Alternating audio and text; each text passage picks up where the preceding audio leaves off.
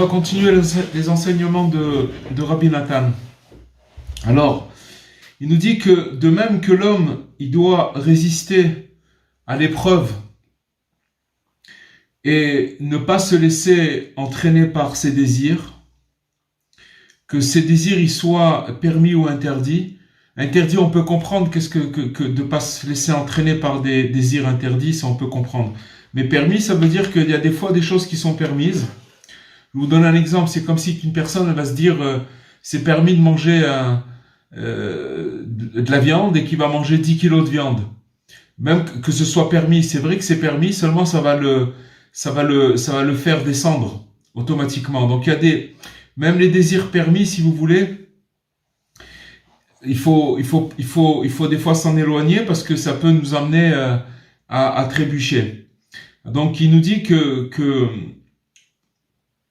alors de même, il va falloir aussi se renforcer dans l'épreuve si une personne elle a failli et qu'elle a grandement fauté, afin de ne pas tomber complètement. Ça veut dire que maintenant, il y a un phénomène que quand une personne elle trébuche, alors elle se dit si j'en suis arrivé là, alors que c'est pas grave, donc je vais jusqu'au bout. Et ça c'est une très très grande erreur. Ça veut dire il faut freiner la chute. Ça veut dire de pas aller complètement, de pas se laisser aller complètement, même si la personne elle est tombée. Et maintenant, souvent on rencontre des personnes qui se sont découragées et qui prétendent, ces personnes-là, qu'il leur est impossible déjà de continuer à suivre la voie du droit chemin. Et en fait, il nous dit Rabbi Nathan que quand on a ce genre d'idées, parce qu'une personne elle s'est éloignée, ou vous savez, ça peut être même une personne qui apparemment elle se comporte bien, mais sur certains points elle s'est découragée, qu'elle peut pas suivre la voie de Dieu sur certains points. Donc c'est pas dans sa globalité, ça peut être sur des points différents, des fois ça peut être dans sa globalité, mais il nous dit Rabbi Nathan que toutes ces pensées-là, c'est en fait les passions et le penchant au mal qui cherchent en vérité un prétendu motif pour se détourner de Dieu afin de pouvoir céder à ses mauvais désirs. En vérité, il faut savoir que on a du mal en nous, d'accord? Maintenant, quand ce malade, il nous pousse à des fois à nous détourner d'Hachem. Et si vous voulez, quand on se détourne d'Hachem, et qu'après, quand on s'est détourné d'Hachem, on dit, oui, mais à quoi ça sert, puisque de toute façon, je me suis détourné, et donc on abandonne le chemin, que Dieu préserve. Alors il faut savoir qu'il nous donne une clé, Rabbi Nathan. Ici, il nous dit qu'en vérité, c'est seulement les mauvais désirs de la personne. C'est le mauvais penchant. C'est ces mauvais désirs-là qui nous font amener à penser comme ça. C'est-à-dire que il y a du poison. C'est quand une personne elle faute, c'est-à-dire qu'il y a du poison en elle. On a tous du poison en nous. Ce poison-là, il circule dans notre corps, dans notre sang, dans nos veines, d'accord? Et comme il dit Rabbi Nachman, il vient, il tape à la porte et il nous incite. Il incite la personne à se détourner. Par exemple, prenons le cas, on va pas rentrer dans des détails, mais prenons par exemple la parole, la bouche, d'accord? Que maintenant, on a une occasion, on vient nous solliciter pour parler du mal, pour faire du lachon hara, pour parler du mal de quelqu'un. Alors une fois que la personne elle a parlé du mal, il dit de toute façon au point où j'en suis, à quoi ça sert? J'ai fauté maintenant. Ça c'est déjà pas mal de se rendre compte que la personne elle a fauté avec sa bouche. Mais on va dire que si elle est dans ce degré-là, alors elle risque de tomber dans un découragement en disant mais de toute façon où j'en suis maintenant, à quoi ça sert, et voilà, etc., etc. Et à cause de ça, tant pis, je peux pas me retenir de parler. Mais il nous dit Rabbi Nathan ici que ça vient du mauvais penchant, du mauvais désir, qui en vérité que comme la personne elle n'arrive pas à se débarrasser de ce poison, alors elle trouve un prétexte en disant mais j'y arrive pas. Mais en vérité c'est pas ça, c'est le poison qui l'emmène à, si vous voulez, à se dévier du bon chemin. Vous comprenez? C'est ce poison-là, c'est ce mauvais désir qui le détourne. Et il cherche comme motif, en vérité, de dire, bon, j'y arrive pas, à chaque fois je commence et à chaque fois je trébuche, mais en vérité, c'est ce mauvais désir qui l'amène à fauter. Et il faut savoir que le mauvais penchant, le penchant au mal, il a beaucoup de prétextes et il invoque auprès de chacun d'innombrables prétextes pour détourner la personne. Et à chacun, il va lui trouver un prétexte particulier. En vérité, nous dit Rabbi Nathan que pour la majorité des gens, le prétexte de se détourner du service divin et de la voie de Dieu, c'est les moyens financiers. C'est-à-dire que la personne elle a des problèmes d'argent, etc. Donc, elle abandonne, elle se dit, bon, mais de toute façon, je peux pas, il faut que je m'occupe de gagner de l'argent, etc. Pour la plupart des gens, c'est toujours cette chose-là. Il y a d'innombrables d'autres raisons aussi, mais il nous dit Rabbi Nathan que la majorité, ça tourne autour de ça. Mais malgré tout, il faut savoir que l'âme de chacun, elle reste très amère. Pourquoi? Parce qu'elle sait qu'elle va le devoir de rendre des comptes. C'est-à-dire que, il faut savoir que, si vous voulez, on a quelque chose de divin en nous. Et cette chose divine qui est en nous, qui est l'âme, elle nous laisse pas tranquille. Si vous voulez, ce qu'on appelle en hébreu, il y a du matzpoun, ça veut dire il y a une conscience. C'est-à-dire que dès qu'une personne, elle se détourne, alors elle a une mauvaise conscience et donc elle est pas bien, elle se sent pas bien. Et donc cette âme, elle est amère parce que elle sait qu'un jour il va falloir qu'elle rende des comptes. C'est pourquoi le bien qui est en elle, c'est-à-dire le bien qui est en cette âme-là, tous les jours, il va gagner en force.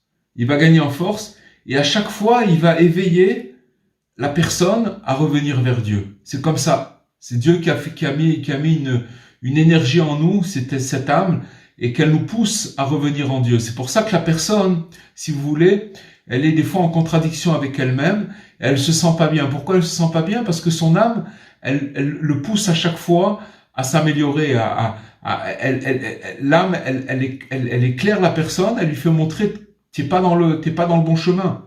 Et ça dérange la personne. À la limite, si la personne n'avait pas d'âme, alors elle sentirait pas cette chose-là. Mais on a une âme et c'est comme ça que ça se passe.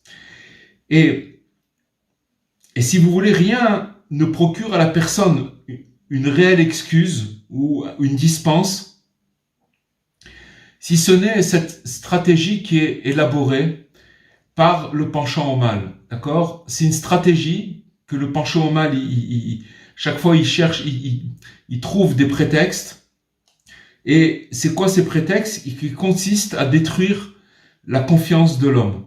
D'accord? Quand on dit l'homme, c'est l'être humain, d'accord? L'homme, la femme, tout le monde. Donc, qu'est-ce qu'il fait? Il nous détruit notre confiance et il fait montrer à la personne qu'il n'y a plus d'espoir. C'est tout. C'est comme ça qu'il le coince. C'est comme ça qu'il lui ferme la porte. Parce que la personne, elle constate qu'il s'est déjà efforcé plusieurs fois à revenir vers Dieu. Il a fait des efforts. C'est pas qu'il n'a pas fait des efforts. D'où il vient le désespoir? Le désespoir, c'est qu'il voit qu'il a commencé quelque chose, il était sincère, et qu'on lui a fermé les portes, il a eu des empêchements, il est retombé. D'accord? Il a trébuché de nouveau, chacun à son niveau. Quand il nous dit Rabbi Nathan, chacun à son niveau, ça veut dire ça à tous les niveaux, du plus bas au plus grand niveau. Si vous voulez, la personne, elle se retrouve à chaque fois dans cette situation où elle voit qu'elle n'arrive pas, à chaque fois elle retombe. Et donc, il a donc l'impression, si vous voulez, que ce prétexte, cette dispense, la dispense que le mauvais penchant il vient lui amener, c'est finalement, ça le dispense de revenir vers Dieu. Voilà, c'est ça. Ce prétexte, il le dispense de revenir vers Dieu. Pourquoi?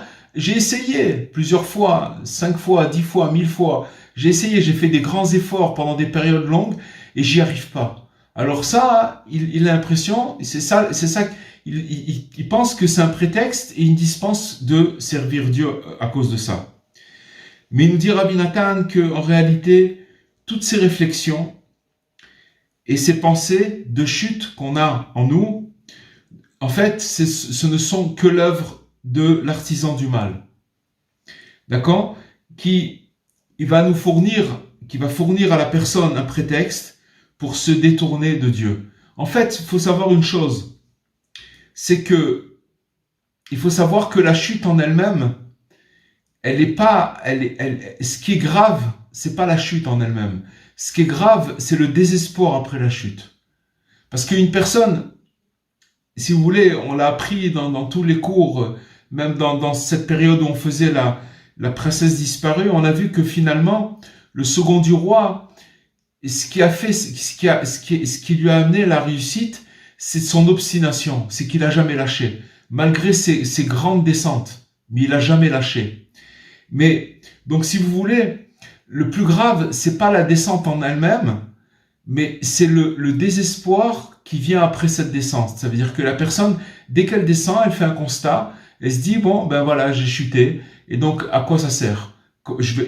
Et tout ça, c'est des prétextes du mauvais penchant. Ça veut dire qu'il l'amène à se détourner de Dieu. À cause de ce désespoir, à cause qu'il voit que il n'arrive pas, il trébuche à chaque fois. Et il nous dit Rabbi Nathan, parce qu'en vérité, le désespoir n'existe vraiment pas. Ça veut dire quoi quand il nous dit le désespoir n'existe vraiment pas? Ça veut dire que peu importe ce qui t'arrive, le principal c'est de ne te décourage jamais de revenir vers Dieu. C'est-à-dire, remets-toi en selle, recommence. Peu importe ce qui t'est arrivé. Et si une personne, elle fait ça, elle est sûre de réussir. C'est sûr qu'elle va réussir à la fin, qu'elle va tout réparer. Seulement en attendant, là où le mauvais penchant, il attrape la personne, c'est quand il lui amène un constat d'échec. Il lui fait montrer, regarde comment tu t'es comporté, voilà ce qui s'est passé. Et donc la personne, elle pense qu'elle n'a pas d'espoir. Et il nous dit que le désespoir n'existe vraiment pas, et toute personne doit traverser de nombreuses épreuves avant de mériter de pénétrer dans la sainteté. Donc ça, c'est une équation. C'est une équation. C'est d'abord que la personne, elle doit traverser de nombreuses épreuves pour mériter de rentrer dans la sainteté. Bien sûr, on parle de quelqu'un qui fait des efforts. Quand il va faire des efforts, il va être confronté à des rechutes, à des moments difficiles, parce qu'il veut rentrer dans la sainteté. Mais de l'autre côté, si vous voulez, on lui fait montrer qu'il n'y arrive pas. Vous comprenez? On lui fait montrer qu'il n'y arrive pas, et donc qu'il doit désespérer, puisque de toute façon il n'y arrive pas. Il a réussi, il a essayé. En vérité, il faut savoir, les amis, que de se rapprocher de Dieu, il n'y a qu'un seul chemin, c'est d'être obstiné et d'être têtu comme on dit, une tête de bois. Ça veut dire que même si on a toutes les preuves du monde qu'on est tordu, il faut continuer. C'est ça en fait, si vous voulez, ce qui revient beaucoup chez Rabbi Nathan sous différents aspects, ça veut dire l'obstination, de jamais se résigner. Et il nous donne ici maintenant l'exemple de Adam Arishon, le premier homme, qui peut dire qui était plus grand que Adam Arishon. Le premier homme, c'était l'homme le plus grand qui existait. Après, tout ce qui est arrivé après, ça n'est jamais arrivé à la grandeur d'Adam Arishon. Et on sait que l'histoire, c'est que Adam Arishon, ce qui s'est passé, c'est qu'il s'est retrouvé, après avoir mangé du fruit de la connaissance du bien et du mal, il a été chassé du paradis, d'accord, du paradis inférieur. Et à ce moment-là, il s'est retrouvé séparé de sa femme, de Chava, d'accord, pendant 130 années. 130 ans, il n'était plus avec sa femme. Et à ce moment-là, durant ces 130 ans, il a été attaqué par des entités démoniaques, par des diables, d'accord, qui venaient l'attaquer et qui venaient attiser en lui le désir. Comme nos maîtres, ils nous ont fait état de cette chose-là. Et il en fut bien entendu très très affecté à chaque fois qu'il avait des chutes et des rechutes, et que le penchant au mal, il le guettait bien sûr et cherchait systématiquement à le faire tomber. Il faut savoir que tous ces entités démoniaques qui venaient vers lui pour lui prendre toute son énergie vitale, d'accord? Et à chaque fois, systématiquement, venir le faire tomber moralement. Parce qu'il tombait, c'est marqué qu'à chaque fois qu'il tombait, il a jamais lâché, il allait au mikvé, il s'accrochait de toutes ses forces. Et il a tenu bon jusqu'à la fin. Et lui, à chaque fois, ce qu'il faisait, Adam Arishon, le premier homme, c'est qu'il se renforçait toujours et ne délaissait pas les voies du repentir. Jamais. Sous aucun prétexte. Les voies du repentir dans lesquelles il s'était engagé. N'oubliez pas que imaginez-vous que le premier homme, on lui dit de ne pas manger le fruit de la connaissance du bien et du mal, et qu'au moment où il en a mangé, il a commencé à mourir. La mort, elle n'existait pas avant que le premier homme, il goûte au fruit de la connaissance du bien et du mal. L'homme, normalement, il aurait dû être éternel. Mais à partir du moment où la première femme, Chava, elle a mangé, et qu'après elle a obligé son mari de manger, et que tous les deux ils sont tombés dans le truc, la mort, elle s'est installée. C'est-à-dire que la mort, elle s'est installée. D'ailleurs, c'est marqué que quand ils ont mangé du fruit de la connaissance du bien et du mal, la nuit, elle est tombée, et ils ont cru que c'était la fin du monde. Ils ont cru que c'était terminé, que le monde, ils ont eu très très peur. Bon, mais en vérité, si vous voulez, c'est la mort qui s'est installée, mais la mort, c'est un processus. La mort, la personne, elle commence à mourir quand elle naît. D'accord? Quand elle sort du ventre de sa maman, de sa mère, alors cette personne, elle commence à mourir, puisqu'elle commence à avancer dans l'âge. D'accord? Jusqu'au moment où elle quitte cette terre. Mais eux, comme ils étaient éternels, donc ils connaissaient pas ce phénomène, et que quand ils ont mangé le fruit de la connaissance du bien et du mal, ils ont commencé à mourir. Donc imaginez-vous la dégringolade de là où ils étaient, où ils se sont retrouvés, chassés du paradis, et Dieu il a mis des anges qui ont gardé l'entrée, c'était fini, on pouvait plus rentrer là-bas.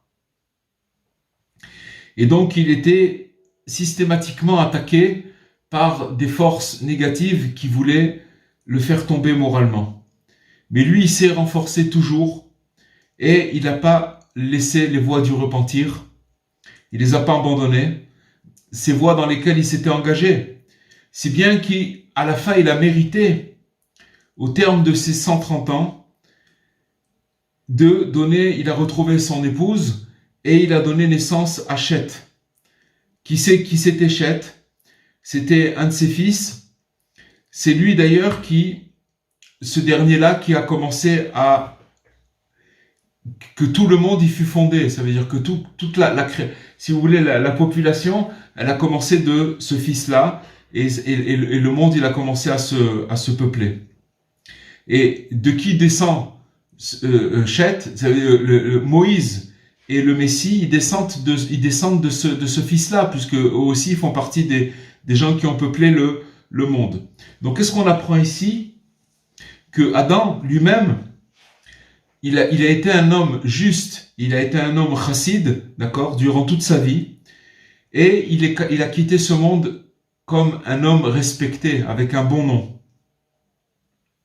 Et bien que nous, on doit encore réparer, si vous voulez, sa faute à chaque génération, et il s'était pas renforcé, ça veut dire quoi, se renforcer, malgré les attaques, si vous voulez, du mauvais penchant, s'il s'était pas renforcé lui-même pour rectifier sa conduite, c'est-à-dire qu'à chaque fois qu'il avait des rechutes, alors c'est sûr, et nous dit Rabbi Nathan, que la réparation, elle aurait été beaucoup plus difficile, même pour les justes qui lui succédèrent.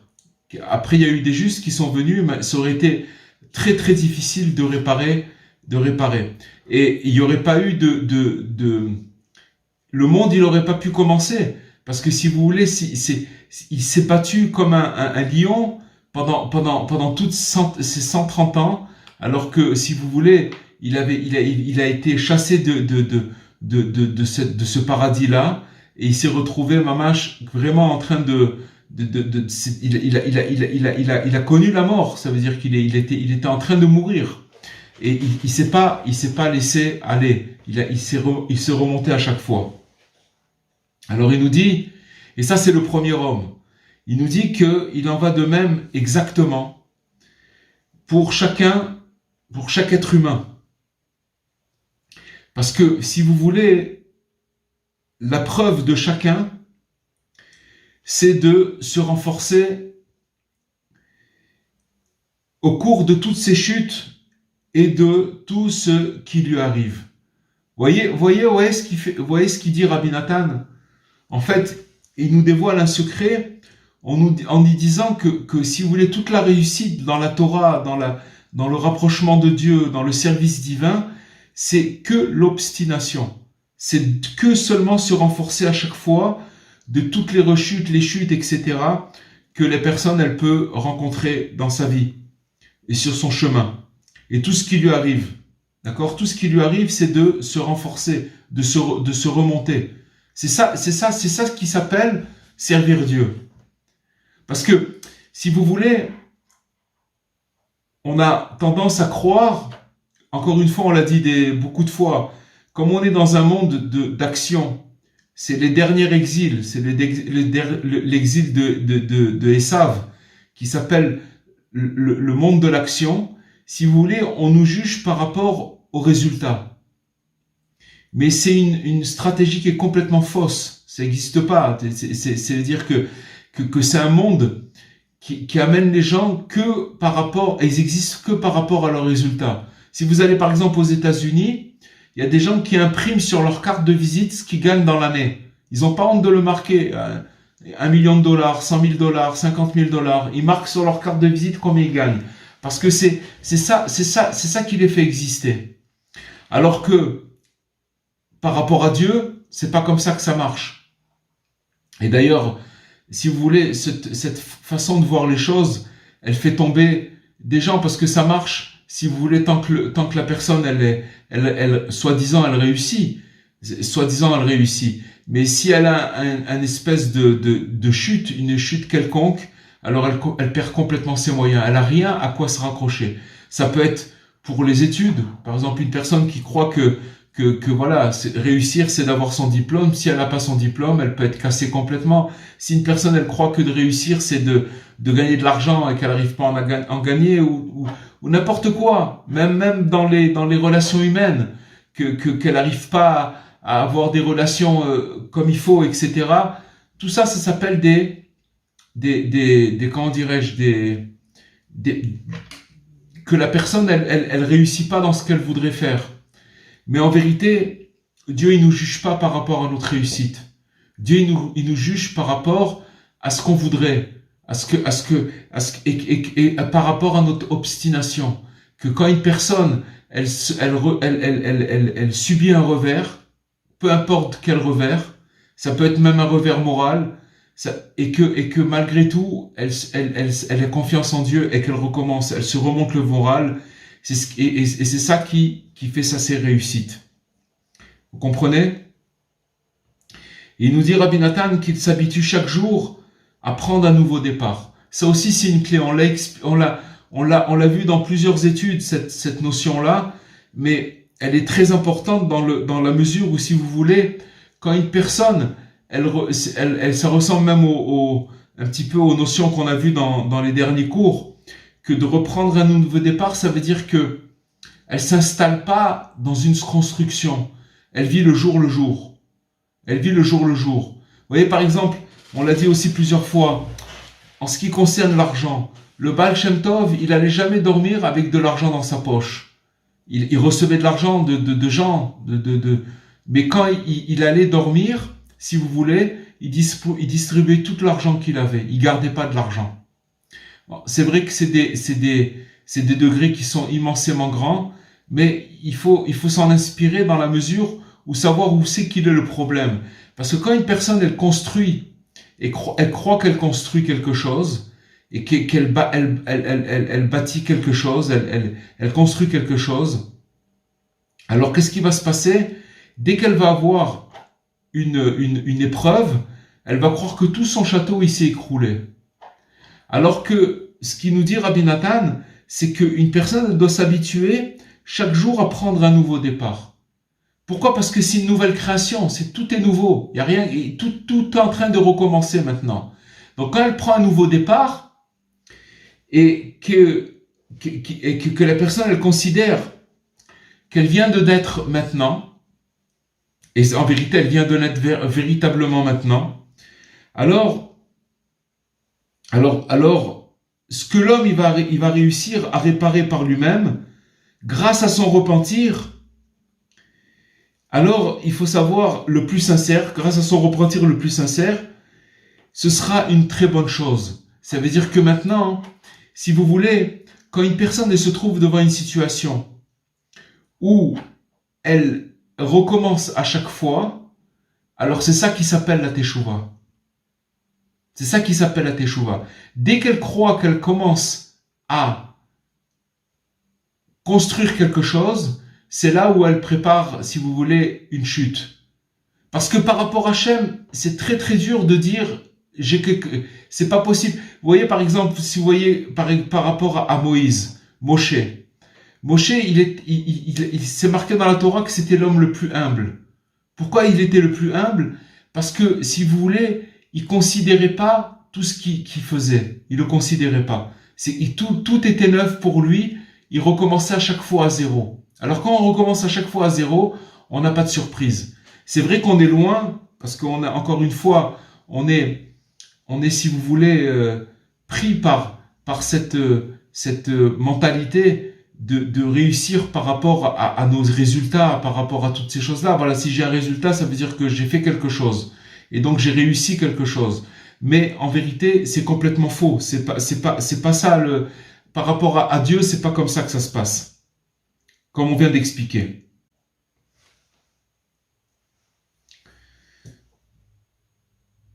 Maintenant, il nous dit ce qu'il n'aura pas réussi à rectifier totalement. C'est-à-dire que maintenant, c'est sûr qu'il doit être content s'il a réussi à rectifier certaines choses, mais ce qu'il n'a pas réussi à rectifier totalement, alors il doit rester confiant dans la force et le mérite des justes, des tzadikim, qui eux, ils sont capables de tout transformer pour le bien. Rabbi Nachman, il a dit, Yesh inyan sheni taper akol letova.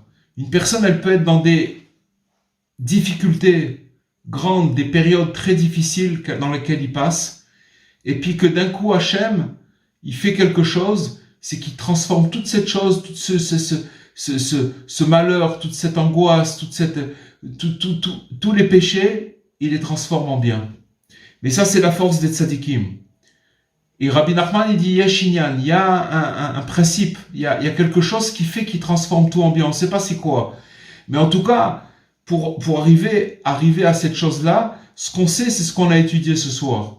C'est-à-dire que la personne, elle doit constamment savoir de reprendre un nouveau départ et de pas se laisser abattre par ce qui s'est passé. C'est ça la condition. C'est ça la condition.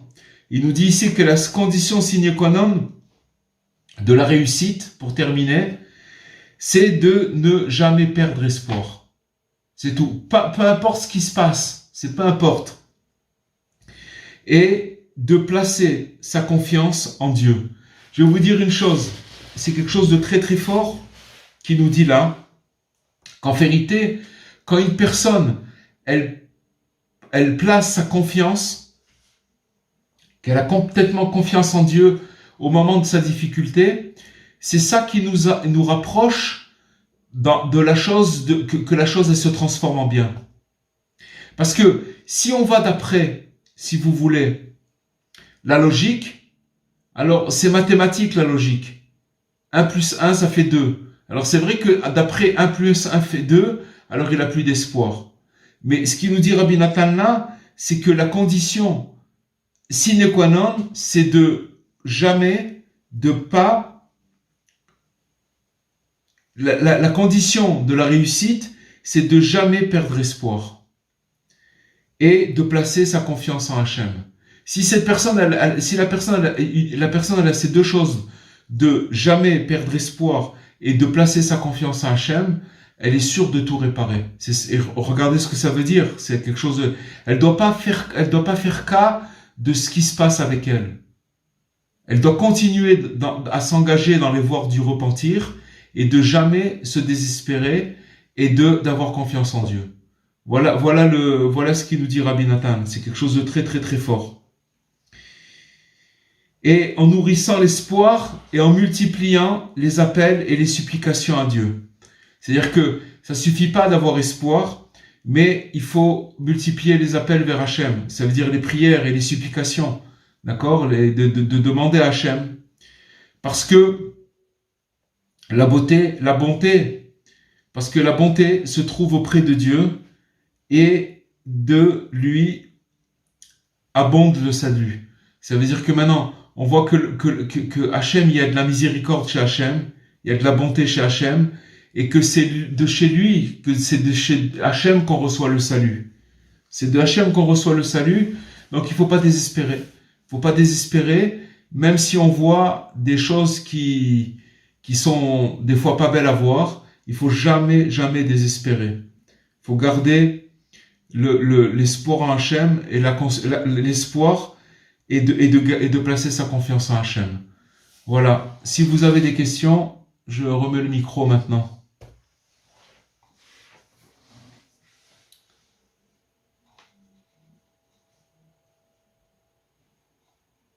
Vous entendez quelque chose là? Ok, bon. S'il n'y a pas de questions, c'est pas grave. Hein. Oui, il y a des questions, Vous avez des questions, les amis? Alors, moi, j'ai une question. Attendez, ne quittez pas.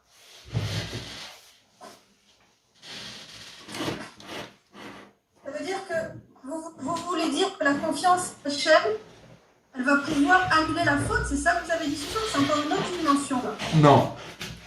Ça veut dire que maintenant, j'ai deux choses devant moi. J'ai le fait que il y a une chute quand on parle d'une chute, c'est pas forcément une faute. Ça peut être aussi, d'accord? Mais ça peut être une chute au niveau que la personne elle est démoralisée. Ça peut être à tous les niveaux, une chute financière, une chute de la santé. Il y en a plein des chutes. C'est pas ce qui manque, d'accord? Bien sûr. Chacun peut se retrouver dans ça. Mais que quand il va se retrouver devant cette chute, ça veut dire que c'est quelque chose de logique qui va lui dire, voilà, t'es dans une mauvaise situation. Et à ce moment-là, c'est très dangereux. C'est très dangereux parce c'est là où il peut perdre espoir. Alors il nous dit que, Rabbi Nathan, que la condition sine qua non de la réussite, c'est de pas perdre espoir. Ça veut dire que maintenant, peu importe, je prends la décision que quoi qu'il m'arrive, je ne perds pas espoir. Ça, c'est la première chose. Et la deuxième, c'est de mettre sa confiance en Hachem. C'est-à-dire qu'au lieu de mettre sa confiance dans sa logique, il faut la mettre sa confiance à Hachem. C'est ça qui ouvre les portes. Et aussi, il nous dit de multiplier les appels à qui? À Dieu. Et les supplications à Dieu. D'accord? Pourquoi? Parce que la bonté d'Hachem, elle est chez lui, c'est chez lui que se trouve la bonté. C'est là-bas qu'il faut chercher la bonté et que de lui abonde tout le salut. C'est chez lui qu'on va recevoir. C'est nulle part ailleurs. Mais il faut savoir que quand une personne, elle commence avec la logique, on est tous comme ça, d'accord? Chacun à son niveau. Alors il faut savoir que on s'éloigne de l'espoir. Et quand on s'éloigne de l'espoir, on s'éloigne de la supplication, on s'éloigne de la prière, on s'éloigne de tout ça. C'est dangereux. C'est dangereux parce que quand on quitte l'espoir, on quitte le salut d'Hachem. Ça veut dire que on sait même pas. C'est encore quand on quitte l'espoir. Si on mettait son espoir dans quelque chose d'autre, on dirait bon, ok, t'as quitté l'espoir d'Hachem, tu le mets dans quelque chose d'autre. Alors tu as au moins un espoir. Mais si la personne elle est désespérée, elle a rien en échange. Elle reste comme une pierre. Elle est complètement perdue. Alors, donc ça veut dire qu'on n'a pas le droit de perdre, c'est interdit de perdre l'espoir. C'est interdit, on n'a pas le droit. Il faut toujours espérer dans la bonté d'Hachem, de ne pas perdre espoir et d'avoir confiance en lui. Et de faire des supplications et de demander à Hachem. Et c'est là-bas qu'on va recevoir notre salut. C'est que de là-bas. En fait, il n'y a pas d'espoir sans Emouna. C'est un peu plus que la Emouna. C'est le bitachon. Vous avez parlé de volonté, Rav Eli Cohen. De volonté? Oui. Comment vous avez parlé de volonté? En disant qu'il faut pas abandonner, quoi. Non, la volonté, c'est de ne pas perdre d'espoir. C'est ça la volonté, de jamais se résigner. Il faut se rappeler de l'histoire qu'on a racontée tout à l'heure de Adam. Adam, il avait pour but quand il a été créé le 6e jour, c'était juste vendredi. Son but, c'était de rentrer de manger le fruit après que Shabbat il soit rentré. Il aurait été permis, il aurait fait kidouche dessus, il aurait sanctifié le fruit et il serait rentré, et c'est terminé. La création du monde, elle aurait été terminée. Il serait rentré dans le paradis supérieur et il aurait vécu éternellement. Alors imaginez-vous là où il devait arriver et où c'est qu'il est tombé. C'est un truc terrible. Où c'est qu'il est tombé? Il est tombé à l'enfer, il est tombé. Il a commencé, par lui a commencé la mort. C'est-à-dire que sur lui-même, c'était un être qui était destiné à être éternel, et il a commencé à mourir.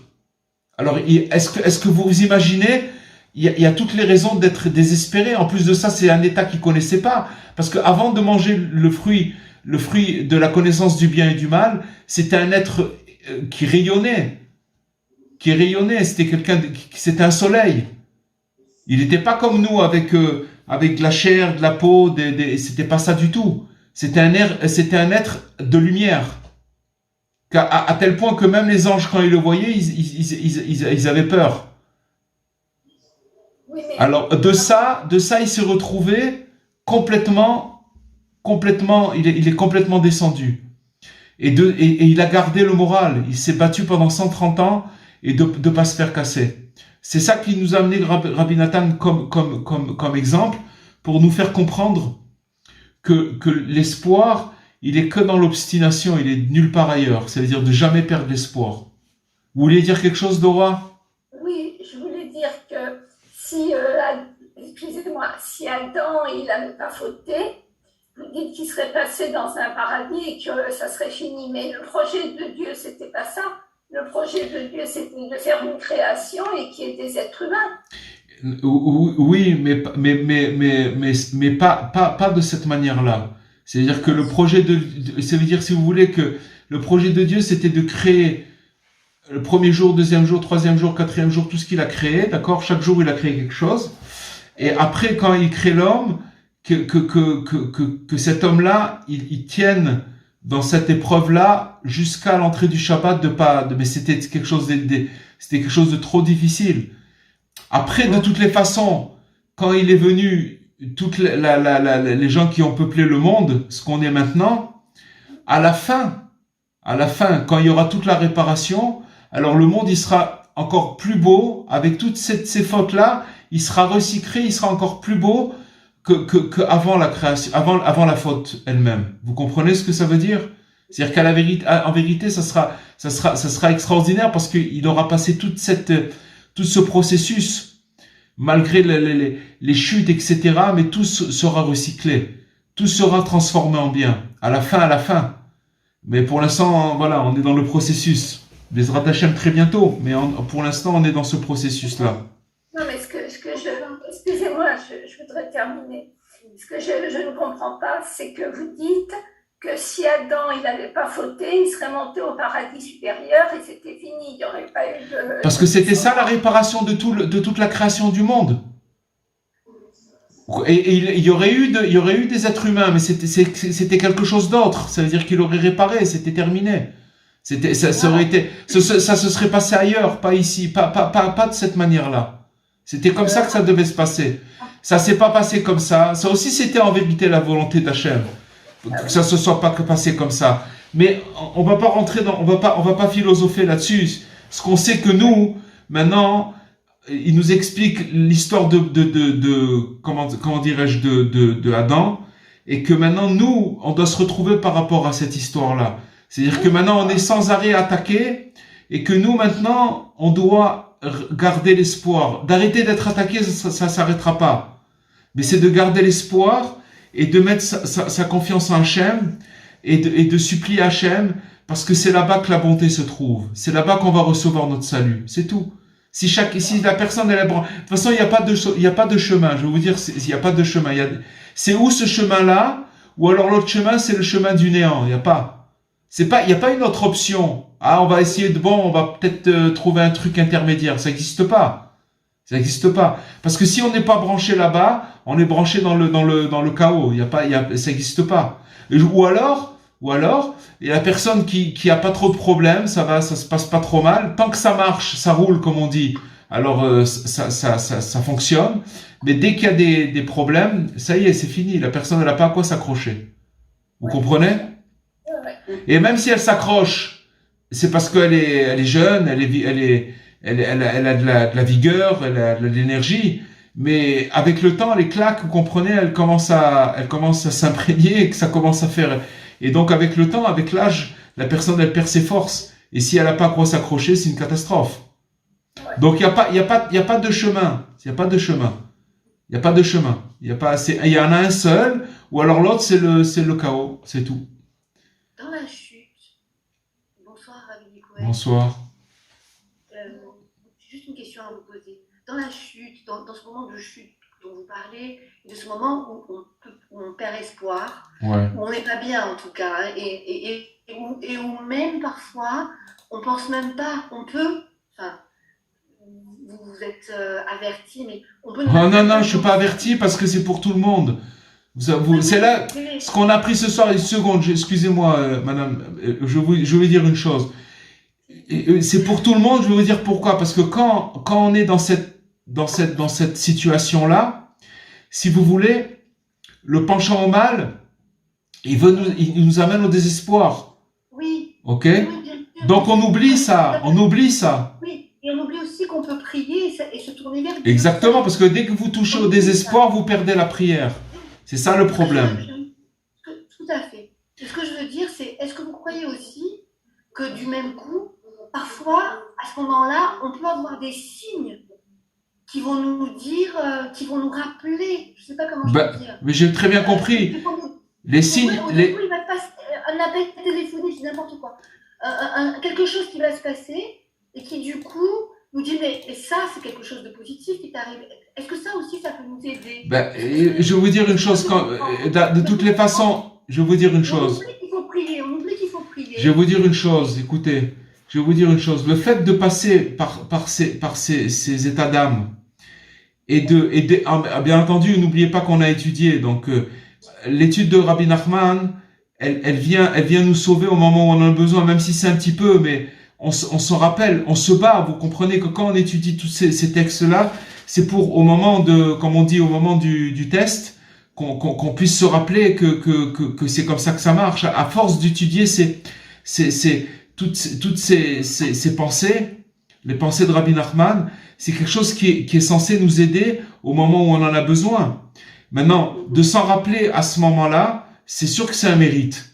Mais plus on le répète, plus on prie dessus, plus on fait rentrer plus c'est là pour nous aider. Vous comprenez ce que je veux dire? Oui, c'est bien ça, donc. Bien sûr. Il peut y avoir un signe, quelque chose qui du coup nous dit, bon, ben non, regarde, ça c'est beau, je sais pas, n'importe quoi. Et c'est ce que vous dites, c'est... Ça veut dire qu'en vérité, de toutes les façons, les attaques, elles s'arrêtent pas. Elles s'arrêtent pas. L'homme sur terre, il est confronté à cette attaque. Il y a rien à faire. Mais seulement, voilà, les enseignements de Rabbi Nachman, ils viennent à notre secours, ils nous disent que c'est normal, il faut passer par là, il y a pas d'autre moyen, c'est pas possible d'éviter, on peut pas éviter. Pourquoi? Parce qu'en fait, si vous voulez, tout ça vient de cette souillure, du serpent. Vous comprenez? Le fait que le premier homme, il a mangé du fruit de la connaissance du bien et du mal, on a participé à ça. Il faut purger ce poison. Maintenant, ce poison, il est là, il veut nous décourager, d'accord? Il est constamment en train de travailler. Mais d'un autre côté, il y a le médicament. Et le médicament, c'est ce qu'on a étudié ce soir. Et qu'on étudie à chaque fois, ce médicament-là. C'est pour ça qu'il est venu Rabbi Nachman sur Terre, pour amener ce médicament, pour ceux qui le veulent, et de s'accrocher à cette chose-là. C'est tout. L'idée de secours dont vous parlez. Comment? Il y a cette idée de secours dont vous parlez. Ben, On arrive à voir, finalement, c'est un secours, en fait. En vérité, c'est de savoir, voilà, ce que tu es en train de passer, tu dois le passer. Mais maintenant, au lieu de te décourager, accroche-toi. C'est la condition. Accroche-toi. Et c'est la condition c'est ça la réussite. Il nous dit comment réussir. De jamais perdre espoir et de placer sa confiance en Dieu. C'est-à-dire que maintenant, on change le gouvernail. On va de ce côté-là et on fait des supplications, on prie Hachem et c'est là-bas qu'on recevra le salut. C'est tout. Et ça, c'est un travail de tous les jours. C'est pas de dire je l'ai fait une fois, je me sens bien. Maintenant, alors tac, ça va. Il faut s'accrocher à ça. C'est ça l'adresse. C'est ça la boussole. C'est toujours là-bas qu'il faut revenir. Voilà les amis.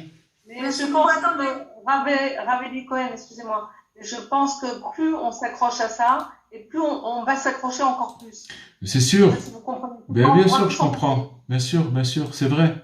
C'est vrai. Vous voyez bien qu'on est là encore, on continue, on continue parce qu'on veut réussir, on veut s'accrocher à l'espoir, sinon on serait pas là. C'est ça la preuve. Bon, Hachem. On attend des coupes. Que Dieu vous bénisse et une bonne semaine et qu'on s'accroche dans la confiance à Hachem. À bientôt. Kol Tov. Au revoir.